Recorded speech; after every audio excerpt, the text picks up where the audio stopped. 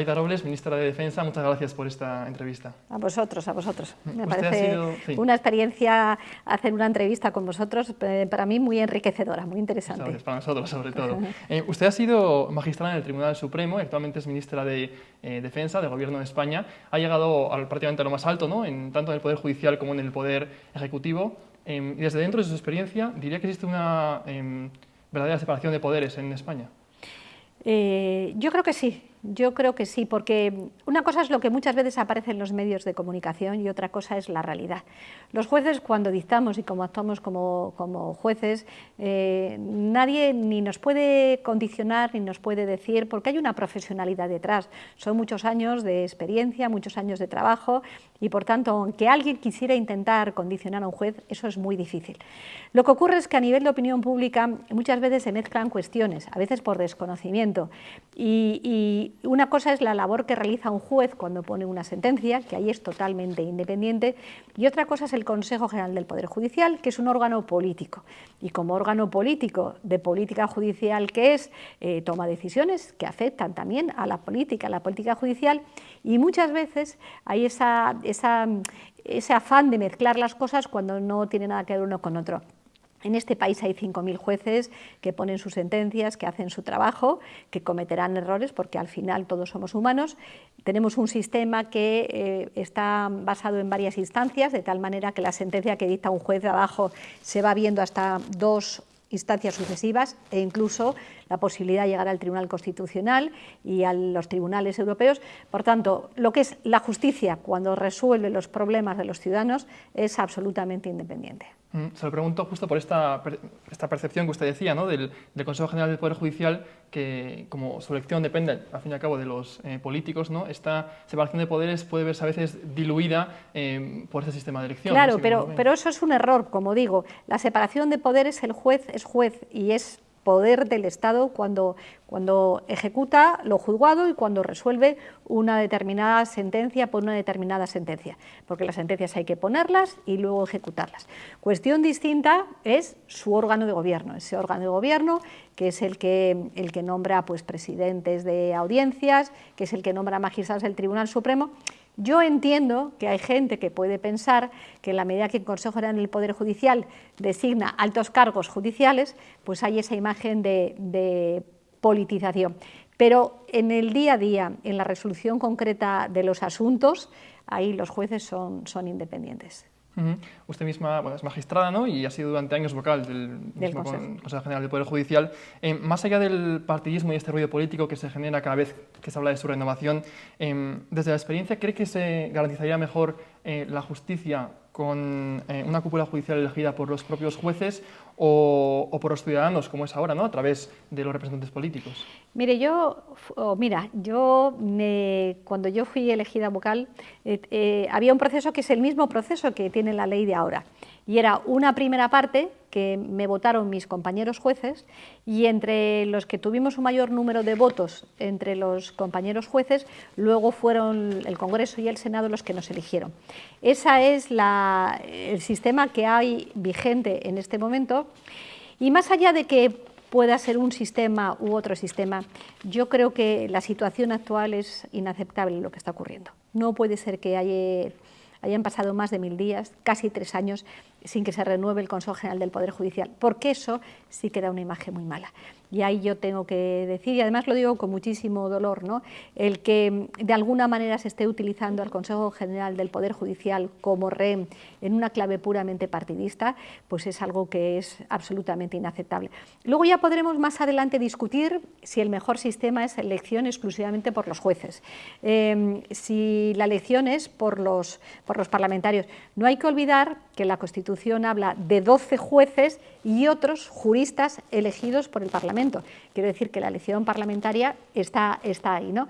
Pero yo diría que en este momento, cuando han pasado casi 3 años, el debate no puede ser cuál es la mejor forma de sistema, sino que hay que renovar y que hay que renovar ya, porque hay una ley vigente y hay que cumplir esa ley vigente. Y francamente creo que a veces es un debate que no llega mucho a la calle o que llega distorsionado, Pero yo, que soy una persona que creo profundamente en el Estado, que creo que tiene que haber políticas en las que todos los partidos estén de acuerdo, pues no me gusta que se esté utilizando el Consejo General del Poder Judicial.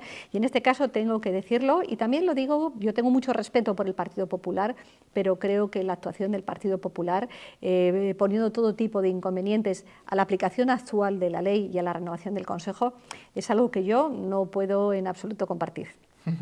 ¿Qué diría que le preocupa más a usted, ministra? ¿La politización de la justicia o la judicialización de la política? Pues yo siempre he estado en contra de las dos cosas. Creo que la justicia y los jueces, cuando resuelven los asuntos, insisto mucho en esto, cuando resuelven los asuntos, tienen que pensar en el caso concreto, y también creo que es un error cuando los políticos, en vez de ser capaces de llegar a acuerdo, de crear un clima de diálogo, de no confrontación, van a los tribunales. A mí me parece que este país, que además ha vivido unas situaciones muy complicadas en los últimos tiempos, o en el momento actual lo estamos viendo con el volcán de La Palma, España es un país muy generoso, es un país muy solidario, que la gente se vuelca cuando hay una desgracia. Lo vimos en la pandemia, los militares, los médicos, los sanitarios, todo el personal se volcó en ayuda a la gente. Cuando hay unas inundaciones, yo también lo veo aquí, con los militares se vuelcan ayudando a la gente. Lo vemos ahora en La Palma, lo vimos en la evacuación de Afganistán. Y frente a esa España que tenemos, que es tan solidaria, que es tan generosa, que se preocupa de lo que necesitan los demás, yo pienso que muchas veces quienes estamos en la vida política a lo mejor no estamos suficientemente a la altura de las circunstancias. Estamos más pendientes de hacer una crítica, de una frase ocurrente, de un tuit ocurrente. Si algo no sale bien, entonces vamos a politizar un determinado tema que tendría que resolverse políticamente, vamos a judicializarlo, y creo que este país, que se lo merece, los ciudadanos de este país se lo merecen, deberíamos entre todos tratar de bajar la crispación, la confrontación, trabajar en positivo. Naturalmente que hay cosas en las que no estamos de acuerdo, y naturalmente que hay cosas en las que nadie tiene razón, porque nada es blanco ni nada es negro, y ya hay otras en las que están la ideología y las convicciones de las personas. Pero yo siempre he dicho, cuando hay un tema político, resuélvase políticamente y no se vaya a los tribunales, porque así nos hacemos daño todos. Los políticos, porque demostramos que no somos incapaces de resolver los problemas que importan a los ciudadanos, que preferimos un titular de periódico a resolver el problema. Y para los jueces, quieras que no, cuando tienes que resolver un tema que tiene una proyección política, pues efectivamente también se pone en el punto de mira.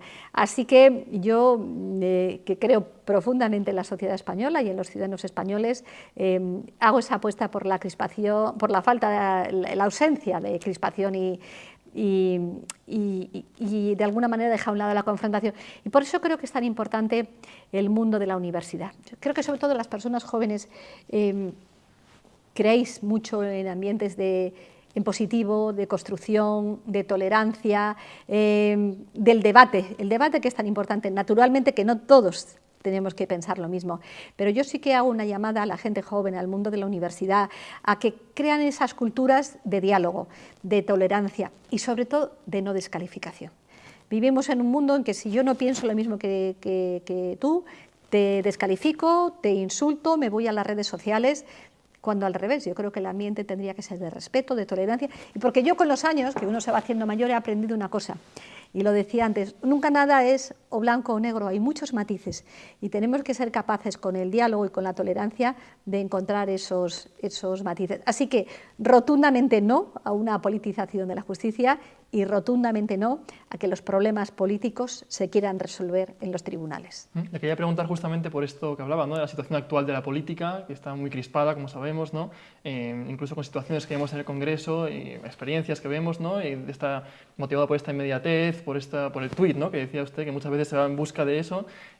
¿Cómo cree que hemos llegado a esta situación? ¿Quién ha fallado? ¿Cómo hemos fallado? Bueno, yo supongo que cuando se llega a esta situación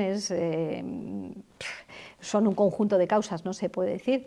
Pero es curioso porque, lo decía antes, creo que hay un divorcio entre la inmensa mayoría de la ciudadanía, que es solidaria, que es generosa, que cuando sufre uno, sufren todos, Y luego, pues una minoría, que es una minoría que a veces pues, en las redes sociales, en los medios de comunicación. Y quizá, porque como decía antes, vivimos todos al pequeño titular, al titular puntual, al titular concreto. Yo creo muy poco en la política del día a día. Yo creo mucho en la política de hechos concretos, no de grandes frases o de gestos, y la política que no piensa en el político en sí mismo, sino que piensa qué es bueno para los ciudadanos. Y cuando uno piensa lo que es bueno para los ciudadanos en su conjunto, pues a lo mejor a veces tendrá que decir, pues a lo mejor yo estoy equivocado o no es lo correcto, ¿no? Por eso es tan importante que haya una conciencia de tolerancia, de respeto. Es decir, cuando uno ve que en el Parlamento un miembro del Parlamento insulta a otra persona llamándole bruja, y a mí, fíjese que me duele más porque viene de la carrera judicial, ¿no? Y entonces, pues es como duele más. Y siempre esas descalificaciones, que no es necesario. Uno puede expresar sus ideas, uno puede decir que está absolutamente en contra, pero siempre con respeto. ¿Teme usted que lo que ocurre en el Congreso pueda acabar trasladándose a la sociedad o que represente ya lo que hay en la sociedad? Como decía antes, yo me quiero quedar con la sociedad española en su conjunto, que es muy solidaria y que es muy generosa. Yo lo veo que cada vez que hay un drama, un acontecimiento, pues por hablar del último mes, cuando llegaban los refugiados afganos, la gente se volcaba a ver cómo podían ayudar, cómo podían aportar. Ahora, con lo que ocurre en el volcán de La Palma, todo el mundo está viendo a ver cómo puede. Yo creo que esa es la verdadera España, y esa verdadera España que no hace distinciones, ¿no? En la pandemia, pues si no hubiera sido por los trabajadores de los supermercados, por el transportista, no hubiéramos hecho nada. Si no hubiera sido sin esos sanitarios, enfermeros, médicos, pues mucha gente habría muerto. Si no hubiera sido por esos militares que estuvieron con los fallecidos, muchas personas hubieran enterrado pues en la más absoluto vacío sin que sus familiares hubieran podido acompañar. Yo me quedo con una sociedad que construye, con una sociedad que aporta, y por eso pienso que es tan importante el impulso desde la universidad, el impulso desde de la gente joven, ¿no? Pasar y respeto mucho a quien pone tweets, que no quepa ninguna duda, pero no podemos estar pensando en la frase ocurrente, sino tenemos que estar pensando en el hecho concreto, en la solución concreta, en lo que soluciona la vida de las personas. Yo me imagino, ¿no?, las personas que viven solas, cuántas personas mayores hay que viven solas cada día, quien no puede llegar a fin de mes, quien bueno, pues tiene problemas de soledad, que cada vez hay más gente de problemas de soledad. A esa gente es a la que tenemos que entre todos tratar de arropar y tratar de dar soluciones. ¿Y piensa usted que mientras el país se vuelca, como dice, ¿no?, solidariamente en todas estas iniciativas, y ahí es donde de verdad se ve, ¿no?, cómo está la sociedad, mientras pasa esto, que en el Congreso ocurra este espectáculo a veces, ¿no?, si se puede considerar, la gente acabe pensando que la política no sirve para nada? Hombre, la política sirve para mucho, porque al final la política cambia las cosas. Quien tiene el boletín oficial del Estado es el que cambia las cosas dictando normas. Pero lo que digo es que tenemos que tratar de hacer todos un esfuerzo de buscar aquello en lo que nos une, no lo que nos separa. Aquí el mundo entero ha vivido una situación de pandemia, una situación terrible, en la que muchísima gente ha muerto. En el mundo entero millones de personas, en la que ha habido una crisis económica sin precedentes, personas que se han quedado sin trabajo y muchas personas que están todavía con las secuelas de esa enfermedad. Tenemos que hacer todos un esfuerzo para salir. Yo creo, por ejemplo, que la vacunación, España ha dado un ejemplo. España ha dado un ejemplo con un porcentaje altísimo de personas que han ido a vacunarse. Y han ido a vacunarse no solamente porque saben que es bueno para su salud, sino porque también son generosos y piensan en los demás. En este momento que tenemos unas ayudas económicas para un fondo de recuperación, no podemos perder el tiempo en debates estériles sobre si tú dijiste esto, si tú dijiste lo otro. Yo por eso, siendo muy respetuosa con los partidos de la oposición, creo que hay momentos en los que hay que hacer políticas de Estado. Y hay que hacer unas políticas de Estado en las que hay que apoyar al Gobierno, ¿no? Si el Gobierno ha hecho, como está haciendo, una política de favorecer al máximo la vacunación, pues en eso tenemos que estar a todos. Yo, sinceramente, la pandemia, que yo lo viví mucho como todos, pero para mí era muy duro ver cómo cuando se iba al Congreso de los Diputados a la ratificación del estado de alarma, se culpaba al gobierno de lo que estaba pasando. Es que piensa que, por ejemplo, a algunos ministros, yo, por ejemplo, que era autoridad delegada, se nos pusieron querellas. Es decir, cuando lo único que queríamos hacerlo lo mejor posible para intentar ayudar al mayor número de personas. ¿Vale todo en política? Entonces yo pienso que en vez de poner en valor el esfuerzo generoso de los ciudadanos españoles, a veces se perdía mucho tiempo en tratar de buscar el fallo del adversario político.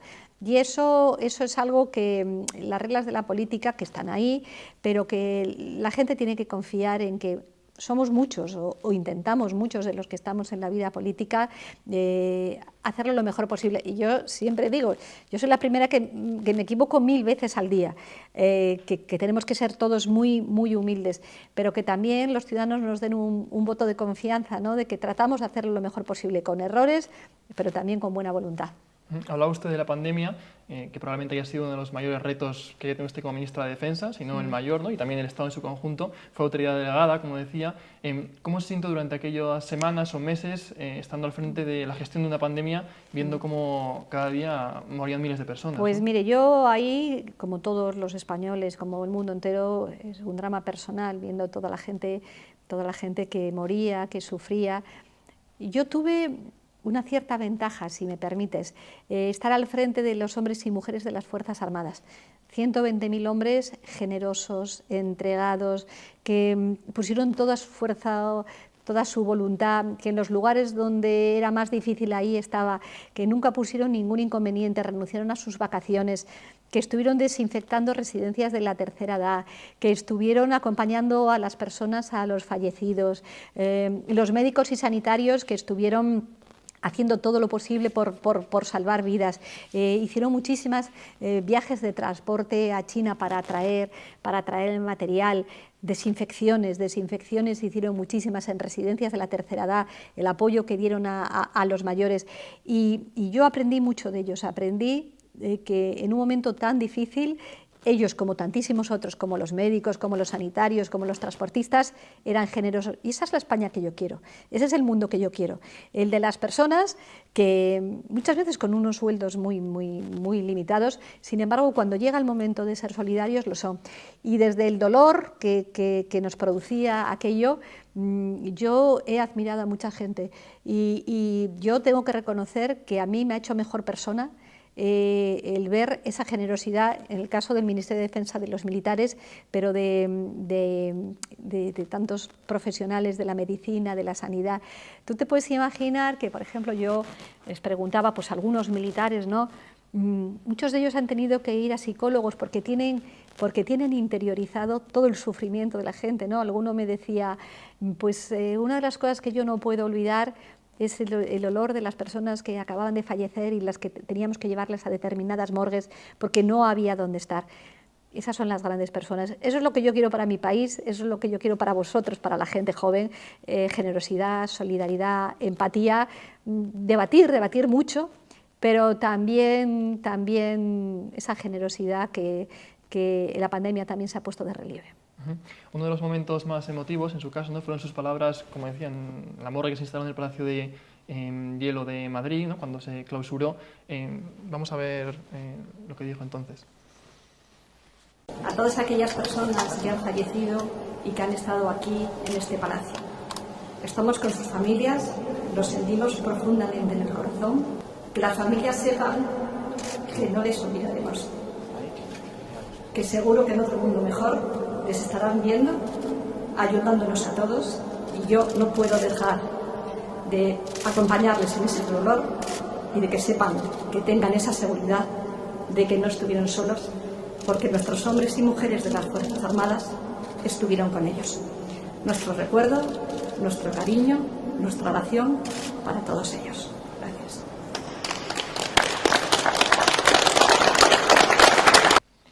Pues mira, lo veo y me vuelvo a emocionar, porque había tanto dolor detrás, había tantísimo dolor. Yo pensaba en aquellas tantas familias que no pudieron despedir a sus seres queridos, ¿no? Y una de las veces que yo visité el Palacio de Hielo, pues yo siempre les decía a los militares que no los dejaran solos, ¿no? Y luego muchos otros me han contado pues, de cómo algunos daban la última mano a personas que luego fallecían. Eso es algo que, por eso le decía que a mí me ha hecho mejor persona el ver cómo las Fuerzas Armadas trataron a esa gente y todo el dolor que ha vivido este país, el mundo entero. Eso es algo bueno, que no lo olvidaremos nunca, y sobre todo esas personas que perdieron a sus padres, a sus hermanos y no les pudieron acompañar. Eso es tremendo y es algo que yo veo eso, pero recuerdo aquellos días y me sigue llegando muy profundamente. Al margen de la pandemia, ¿no? Usted es ministra de Defensa desde 2018 y le escucha muchas veces decir que el Ejército y las Fuerzas Armadas son de todos, ¿no? Pero como sabe, este país es muy diverso y hay quien tiene sus reticencias, ¿no?, hacia el Ejército y las Fuerzas Armadas. No sé qué les diría. Bueno, yo creo que en este país hay un cierto tic por razones históricas, ya muy pasadas y muy superadas. Yo lo único que puedo decir es que las Fuerzas Armadas españolas hay que juzgarlas por sus hechos, no por ciertas prevenciones que uno pueda tener, muy respetables, pero que no se corresponden con la realidad. Porque para hacer un juicio de valor, tú tienes que hacer un juicio de valor no desde los prejuicios, que esas personas hacen un juicio de valor desde los prejuicios, sino desde la realidad. E insisto, ¿dónde estaban los militares en la pandemia? Con los más vulnerables, ayudando a salvar vidas. ¿Dónde estaban los militares en las inundaciones, en la Dana? Ayudando a salvar vidas. ¿Dónde están muchos militares ahora? En labores de rastreo para ayudar también en todo el proceso de la lucha contra el COVID. 2.000 personas se han salvado en Afganistán, que las han evacuado los militares españoles, poniendo en riesgo su propia vida. 10 minutos antes de que hubiera un atentado de que mató a más de 200 civiles y 300 marines americanos, estaban nuestros soldados españoles sacando a gente y ayudando a sacar gente. Ahí los tenéis ahora en La Palma. Y en todo el mundo, ¿no? Están en el Líbano, en la línea divisoria entre Israel y Líbano, y además haciendo un trabajo muy cercano a la población civil. Están en África. Yo tengo que reconocer que si hay gente que tiene esos prejuicios, debería conocerlos. Hombres y mujeres formados, preparados, modernos, con una vocación absolutamente europea, y con un espíritu de generosidad y de sacrificio que ya los quisiéramos muchos, como lo tienen ellos. Le quería hacer, para terminar, si le parece, bueno, un pequeño juego. Le propongo que yo le diga una palabra y me dice usted una frase breve y algunas palabras de lo primero que le venga a la cabeza. Las Fuerzas Armadas. Pues yo personalmente, como ministra de Defensa, un orgullo total respecto de las Fuerzas Armadas. Pedro Sánchez. Para mí es un gran presidente y una persona a la que yo admiro mucho. El Partido Popular. Le tengo el máximo respeto a él como partido, pero sobre todo tengo el máximo respeto por los votantes del Partido Popular. Juan Carlos I. Juan Carlos I creo que pertenece al pasado y tengo el mejor concepto de la institución de la monarquía representada por el actual rey Felipe VI. Creo que es un hombre moderno, preparado y podemos sentirnos orgullosos de la monarquía que tenemos hoy. ¿El 8M? El 8M, bueno, creo que es un día de una reivindicación muy, muy importante. Nunca tenemos que dejar de reivindicar la posición de las mujeres, porque hay muchas mujeres para las que todavía es muy difícil acceder a determinados puestos. ¿Vox? Yo siempre digo lo mismo, respeto a los votantes de los partidos políticos. Yo no comparto muchas de las cosas de Vox. Creo que ese mensaje de confrontación es un mensaje que no comparto, pero siempre los ciudadanos de este país van a tener mi máximo respeto, y lo que sí que espero es convencerles de que acaben votando a otro partido, en este caso al Partido Socialista. ¿Yolanda Díaz? Yo tengo una magnífica relación con Yolanda Díaz. Me parece una mujer con la que yo me llevo muy bien, que conoce bien el problema de las Fuerzas Armadas, porque ella es de Ferrol, y tengo una buena relación con ella. ¿Una manía? Una manía mía, el perfeccionismo. ¿Una persona a la que admira? Una persona a la que admira, hay muchas. Yo sobre todo admiro a esas personas anónimas y menos conocidas que piensan en los demás y luego piensan en ellos. La gente que es generosa y entregada, y hay tantísima. Por ejemplo, puedo decir que el otro día nos comunicaron que la Cruz Roja había dado una placa de distinción a las Fuerzas Armadas. Digo, qué tándem más estupendo, ¿no? Las Fuerzas Armadas generosas, entregadas, y la Cruz Roja, hombres y mujeres generosos y entregados. Yo es lo que admiro mucho, la generosidad y la entrega. Luna. Luna, pues mi perrita, que es estupenda y me río mucho con ella. ¿Y Margarita Robles? Pues Margarita Robles es una persona que se siente bastante comprometida con los demás, que trato de mejorar cada día, pero que cada día con los años me doy cuenta de que sé poco, cada día me doy cuenta de que sé menos y tengo un reto cada día de tratar de aprender más y sobre todo de tratar de ayudar a la gente en la medida de las posibilidades de cada uno, y en mi caso concreto, siempre en los sitios donde he estado he tratado de ser lo más cercana posible, y a veces tengo grandes frustraciones porque hay tantas cosas que me gustaría hacer y que no llego y que no puedo, que eso me genera una gran frustración dentro de mi satisfacción personal. Muchísimas gracias. A vosotros. Gracias.